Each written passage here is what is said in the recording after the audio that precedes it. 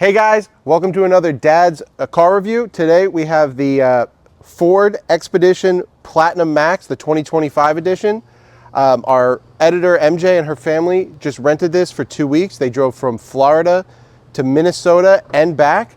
This drove through the city. This drove through some mountain roads. And we're going to go over a lot of the things they liked and a couple of things they didn't like. But let's dive into this review and I'll show you all the details we can. Hey guys, I'm Jared with D.A.D.S. Welcome to the Dumbass Den.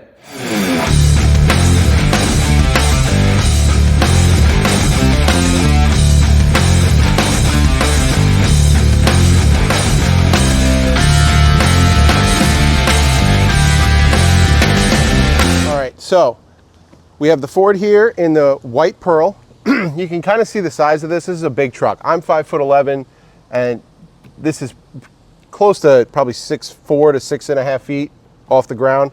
It's great. The only problem you might have is getting your stuff up on the roof racks, but it's nice, it's big, it'll go over a lot of the terrain. You have the automatic running boards here that will come out when you open the door, which is great, especially for the kids or anybody that has a little bit of problems getting in and out of the car. Come around, you got the big tires. Big, wide open trunk door. It's just a nice, big truck. We will mention it does have, obviously, a large hood and grille. So if you're shorter or you have any problems seeing over the steering wheel, that might be a concern. But if you like a big truck, it's perfect. All right, guys, so we brought you around to the back, to the tailgate, and MJ was just showing me this has a pretty interesting change. So it is a push button to open, which is great, but there's another half door here for the cargo. So we push this and then this will come down. And I was kind of curious how strong this was, but like I'm 280 pounds. And so this is a good amount. I mean, it's not a truck bed, but this is great for loading your coolers in, anything like that, because you have a nice spot to slide before you start hitting your upholstery. Again, so regular push to button, so push button close up here, and you have the height adjustment for if you're shorter, you can set this at different heights and have it locked so that it will only open to that height specifically for you. Coming over this side, we have some tie down markers. I believe these are for your cargo nets. USB-C chargers, cigarette 12-volt lighter, 12-volt charger here, and then another 120-volt AC with a 400-watt max output. Swapping sides, we have a cargo light. So these lights up here in the tailgate are adjustable, but you can turn them on and off right from here. I'll leave that on. And now, this is probably the best way I've seen this done so far. You have your third left if you want to put that down. You have your third row right if you want to put that down. And you have the second row as well.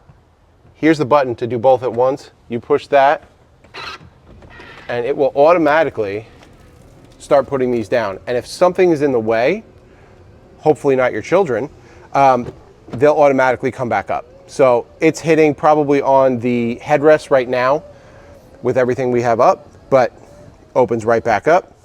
And there you go. Under here you have a little bit of extra storage. Looks like this might have actually a pull-out drain or the tire. Oh, to the tire. So we open into here. You can get into your jack to get into the spare tire. And this should open this way for a little bit more storage. So this thing has a ton of storage, big wide opening. And then same thing. You don't have to lift anything. So you push the button, that closes.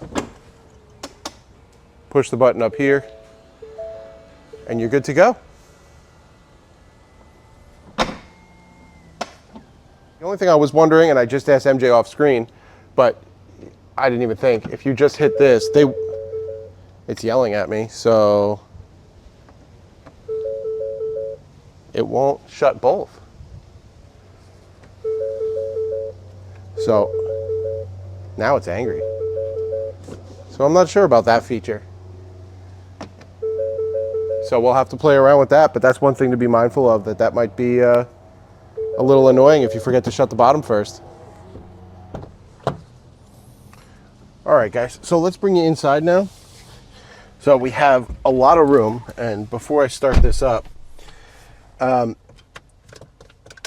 don't even know all of these, but there's USB-C and regular USB charging.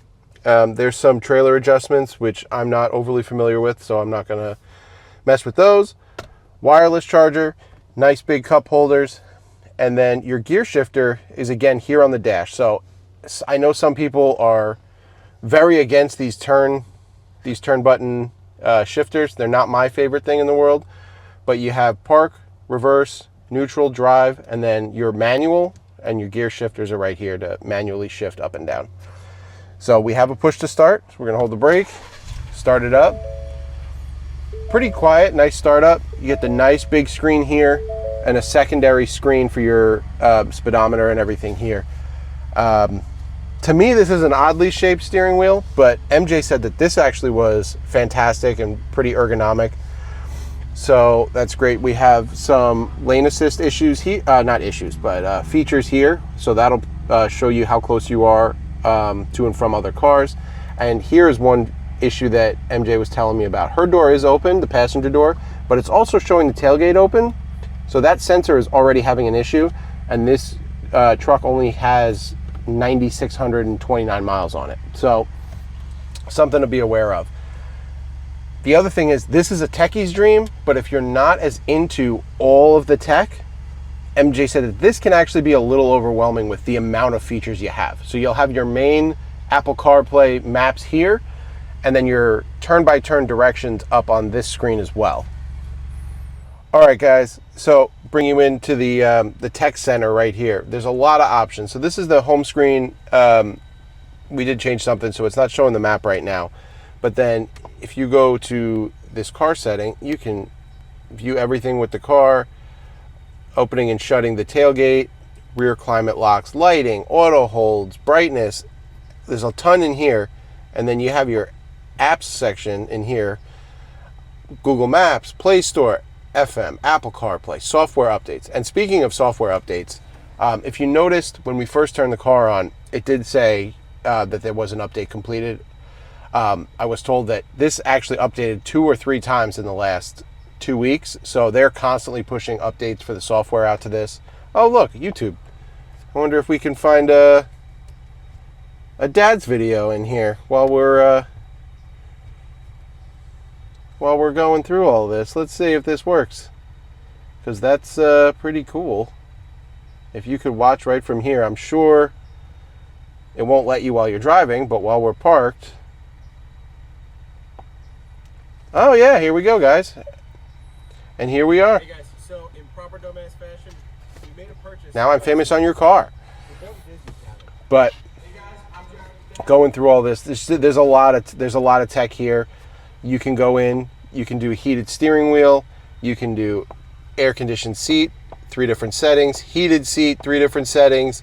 The passenger also has their own, and all of your other climate control settings are all in here, front and rear.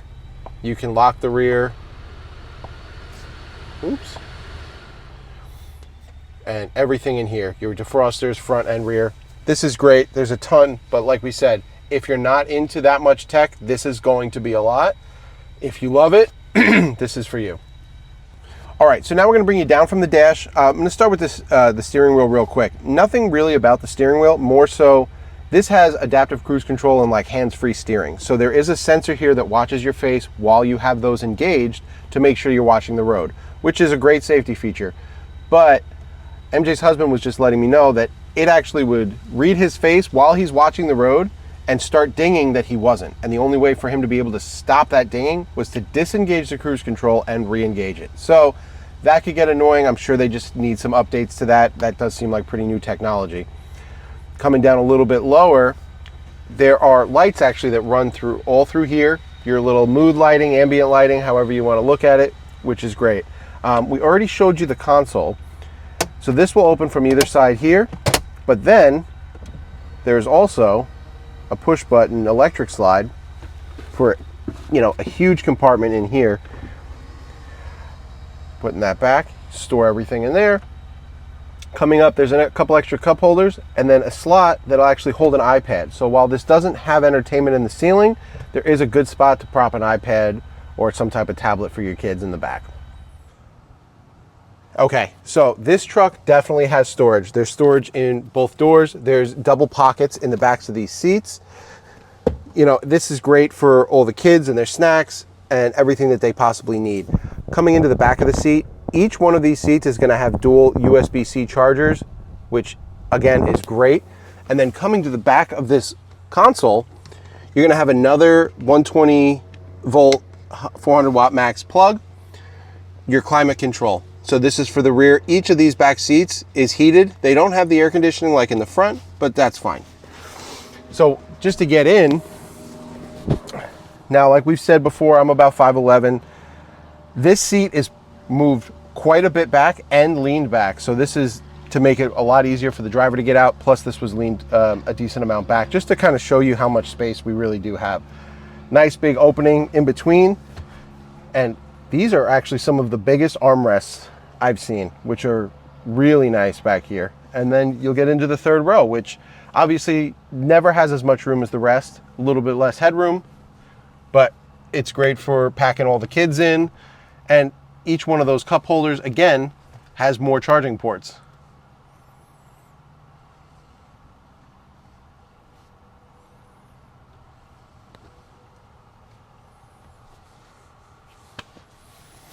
So this truck has been great. The review obviously is overall very positive. It drove really nice. There are and you know are usually a couple of things that people have an issue with. One that MJ brought to my attention was the corners of these doors. They stick out quite a bit and they're pretty sharp. So if you're the type that when you get out of the car, you close the door early, there is a potential to catch yourself by how far these stick out. I think that that MJ actually got herself a couple of times. I believe she sent me a video or a picture, so I'll see if she has that. So again, it's not a huge thing, but it's something to be mindful of because it is pretty similar on every door. And again, if your kids are the type that shut the door too quickly, open it too quickly and try and step in, this is something that you could possibly hook yourself on. Obviously MJ has, so it is possible. So keep that in mind. But we'll bring you around and we'll give you our overall rating on the car. So we're back around on the front of the 2025 Ford Expedition Platinum Max in pearl white. Ooh, that's pretty warm for only running for a few minutes. But okay, well that's something to be mindful of. Just maybe watch that. But I wanted to give you the overall rating. So speaking with MJ, she loved the car, loved the drive, said it was spacious, it was an enjoyable drive, it was smooth. You know, that luxury drive that you want, but she did have the issue obviously with the door and the overwhelming amount of tech. So she gives it an 8 out of 10. I spoke with her husband and he absolutely loved it. He's leaning more towards the 9.5. His issues were more so that facial recognition for eyes on the road, because it would kind of bleep out on him and cause some issues, and as well as that tailgate sensor being a little iffy already. But overall, fantastic car. This is going to range starting at about 80,000, and I believe fully loaded in this realm is going to be closer to 95 to 100,000. So not a cheap car, but I mean, look what you're getting for that. So that's all going to come down to what you like. So if this has been helpful, please let us know. If not, please let us know how we can do better. If you could like, comment, subscribe, check out our other videos, and I can't wait to see you guys soon.